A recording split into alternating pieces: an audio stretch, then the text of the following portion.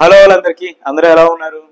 మీలో ఎంతమందికి oil pulling అనేది తెలుసు? ఒకవేళ తెలిస్తే అది ఎంతమంది ప్రాక్టీస్ చేస్తున్నారో వెంటనే కామెంట్స్లో మెన్షన్ చేయండి.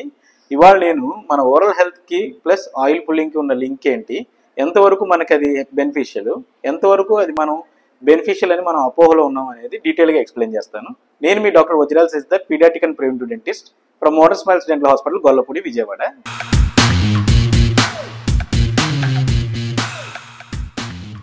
ఈ ఆయిల్ పుల్లింగ్ అనేది ఒక టైప్ ఆఫ్ ఆయుర్వేదిక్ ప్రాక్టీస్ అనమాట. అంటే ఉదయం నిద్ర లేవగానే ఒక ఎడిబుల్ ఆయిల్, మన కోకోనట్ ఆయిల్ కానీ, లేదంటే నువ్వుల నూనె కానీ, సన్ఫ్లవర్ ఆయిల్ కానీ, ఒక కొన్ని స్పూన్స్ ఆఫ్ ఆయిల్ తీసుకొని బాగా నోట్లో పెట్టి పుక్కిలిస్తారు. ఒక 2 to 3 minutes వరకు పుక్కిలిస్తారు కొన్నిసార్లు. అలా పుక్కిలిచ్చిన తర్వాత అది హోల్డ్ చేసి మళ్ళీ పుక్కిలించి ఊసేయడం అనేది జరుగుతుంది అనమాట. అయితే దీనివల్ల కొంతమంది ఎలా నమ్ముతారంటే ఇది మనకి బ్యాడ్ బ్రెత్ క్యూర్ చేస్తుంది, ఎట్ ద సేమ్ టైం పళ్ళుని చాలా వైటన్ చేస్తుంది, మన బాడీలో ఉన్న ఏవైతే విష పదార్థాలు, టాక్సిన్స్ ఏవైతే ఉన్నాయో అవన్నీ కూడా పోతాయి అనేసి అంటూ ఉంటారు. కానీ ఫ్యాక్ట్ ఏంటంటే ఆయిల్ పుల్లింగ్ చాలా కొంత బ్యాక్టీరియా వరకు రిమూవ్ చేస్తుంది. అది కూడా ఏంటంటే ఏ బ్యాక్టీరియాకి అయితే ఆక్సిజన్ అవసరమో వాటి వరకు ఇది కిల్ చేయడం కానీ, లేదంటే వాటినే మన బయటికి ఊసేయడం కానీ జరుగుతుంది తప్పితే మిగతా ఆక్సిజన్ అవసరం లేని బ్యాక్టీరియా కూడా మనకి కొన్ని హానికరమైన కెమికల్స్ రిలీజ్ చేసి మన పళ్ళని పాడు చేయడం కానీ, గమ్ హెల్త్ పోగొట్టడం కానీ చేస్తూ ఉంటాయి. అలాగే